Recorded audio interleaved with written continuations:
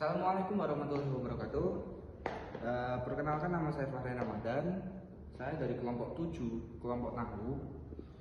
Kami akan mempresentasikan atau men-tag video dan membahas atau mendefinisikan secara mendalam tentang mabni mu'rab,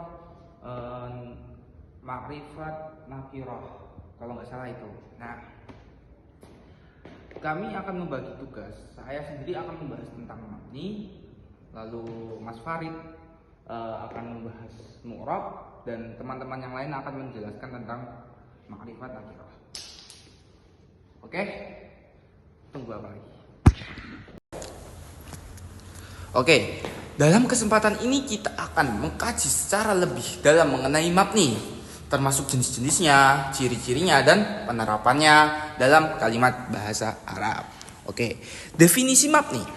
Secara istilah nahwu, mabni adalah kalimat kata yang tidak mengalami perubahan pada akhir katanya, baik karena perubahan posisi dalam kalimat maupun pengaruh amil, atau yang biasa kita sebut dengan perubahan gramatikal. Dengan kata lain, mabni adalah kata yang harokat akhirnya atau yang biasa kita sebut juga i'rabnya tetap tidak berubah. Ini berlawanan dengan mu'rab seperti yang sudah dijelaskan oleh teman saya, Mas Fahri. Oke. Nah, mabni itu kapan sih suatu kata itu disebut mabni?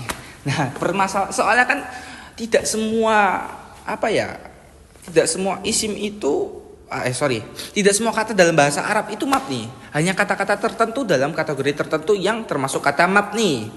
Nah, kata mabni terbagi ke dalam 3 kategori utama. Yang pertama, isim mabni, isim yang mabni. Nah, biasanya isim itu mu'rab, tapi ada pengecualian berupa isim-isim yang selalu mabni, seperti domir, terus ada isim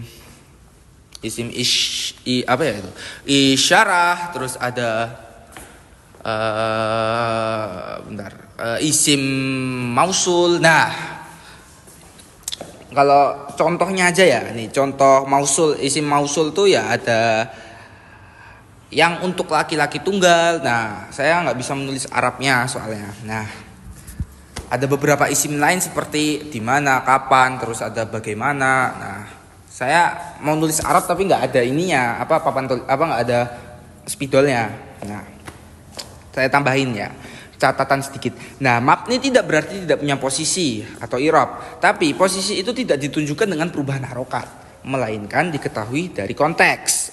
Nah, fi'il mabni, kebanyakan fi'il dalam bahasa Arab bersifat mabni, kecuali fi'il mudhore yang biasa mu'rab, yang bisa mu'rab. Yang termasuk fi'il mabni adalah seperti fi'il madi, terus ada mabni fathah, ada fi'il amr, terus ada fi'il mudhore.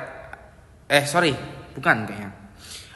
Oh iya, fi'il mudhore yang bersambung dengan nun niswa atau nun taukid. Nah, contohnya itu nantilah. Ini vlog dulu ya, penjelasan vlog ya. Nah,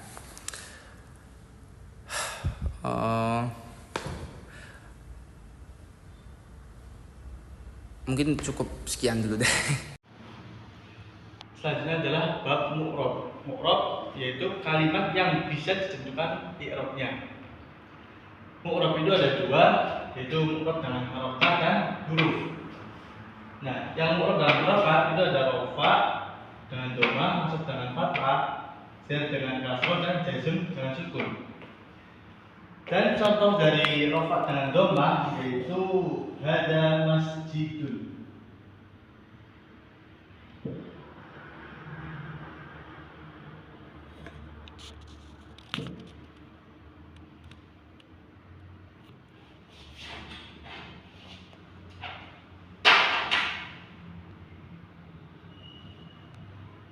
Hada masjidun.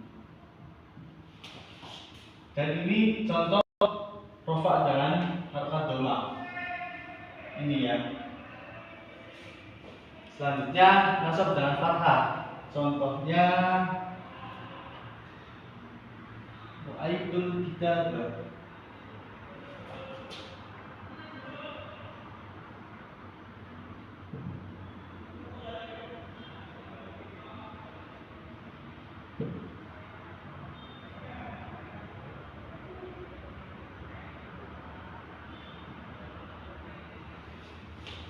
nasab dan fathah yaitu ra'aitul kitabah.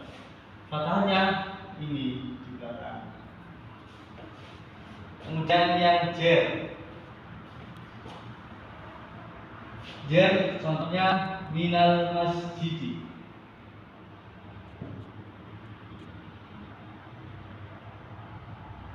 Gitu ya, kelihatan. Contohnya minal masjidi. Nah, jernya itu dengan kasroh ini. Dan dulu sini. Nah, itu yang terakhir. Mu'rab harkat dengan jazm. Itu tandanya dengan sukun. Contohnya lam yaktub. Nah, ini tanda jazmnya. Jadi, kesimpulannya perubahan akhir harokat ini semuanya seperti masjidun, alkitabah, al-masjidi dan lam yaktub itu ditentukan oleh amil yang mengatur atau memerintahkan.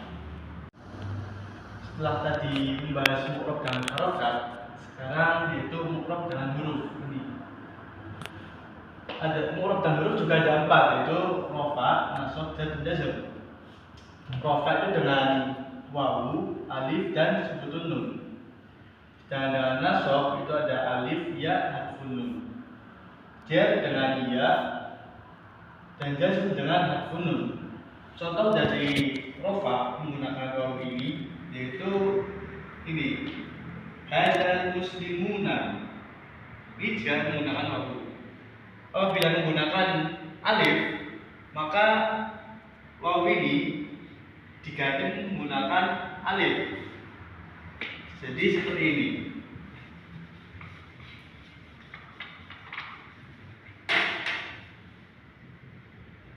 Hadzal muslimani.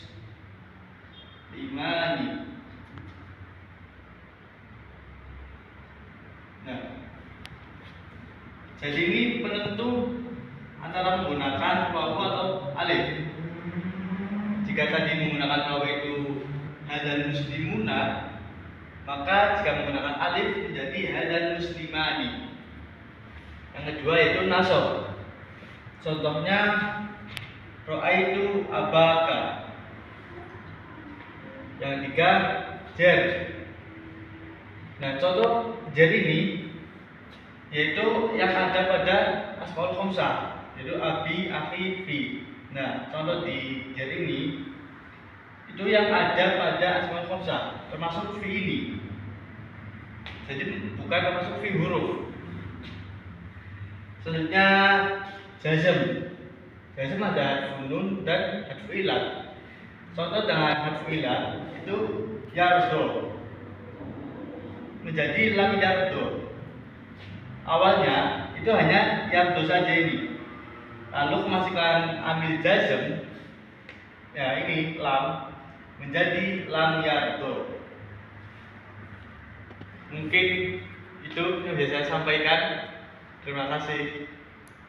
Menerangkan tentang isim nakiroh, yaitu kalimat isim yang bersifat umum dan belum spesifik.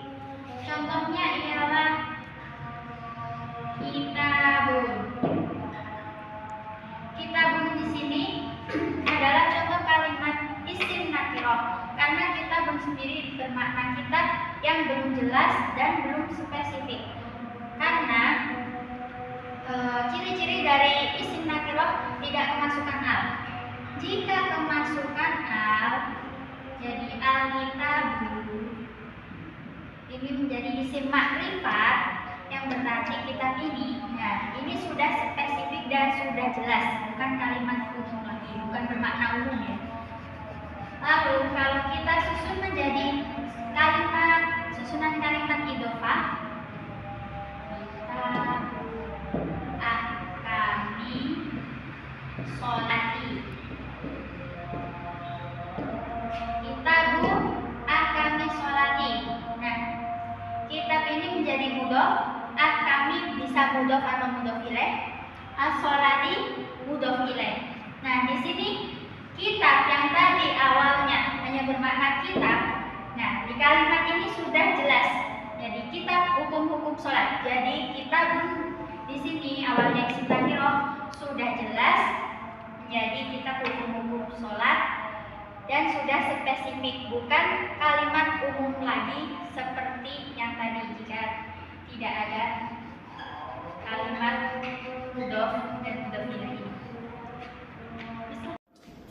Baik, selanjutnya saya akan menjelaskan tentang isim ma'rifat. Apa itu isim ma'rifat? Isim ma'rifat adalah kalimat isim yang maknanya sudah spesifik terhadap suatu benda. Dan di sini ada 6 tanda-tanda isim ma'rifat. Yang pertama, di sini ada isim isyarah. Nah, isim isyarah itu adalah kalimat isim yang bermakna kata tunjuk. Dan isim isyarah ini memiliki 4 kata. Yang pertama ada hada, hadihi, terus dalika, dan juga tilka. Nah, apabila menemukan 4 kalimat tersebut di dalam bahasa Arab, kitab Al-Quran, itu sudah pasti isim ma'rifat, karena isim isyarah adalah salah satu tanda bahwa itu adalah isim ma'rifat. Yang kedua, di sini ada isim alam. Isim alami itu adalah kalimat isim yang menunjukkan nama seseorang. Seperti contoh, Sodi Ardiansyah. Nah, itu merupakan kalimat isim alam karena Sodi Ardiansyah itu nama seseorang. Nah, jadi lanjut, ma'rifat yang dengan al. Apabila ada suatu kalimat isim yang diawali dengan alif lam atau al, maka itu sudah dipastikan isim ma'rifat. Seperti contoh, kitabun. Nah, apabila kitabun, kalimat kitabun belum dimasuki alif lam, maka itu namanya isim nakirah. Nah, apabila sudah dimasuki al, akan berubah menjadi isim ma'rifat, karena apabila dimasuki al, makna kitabun itu akan menjadi spesifik terhadap satu kitab saja. Lanjut, di sini ada isim mausul.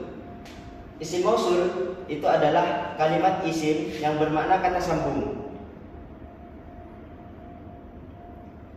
Huruf-hurufnya itu sama dengan isim isyarah, bukan sama.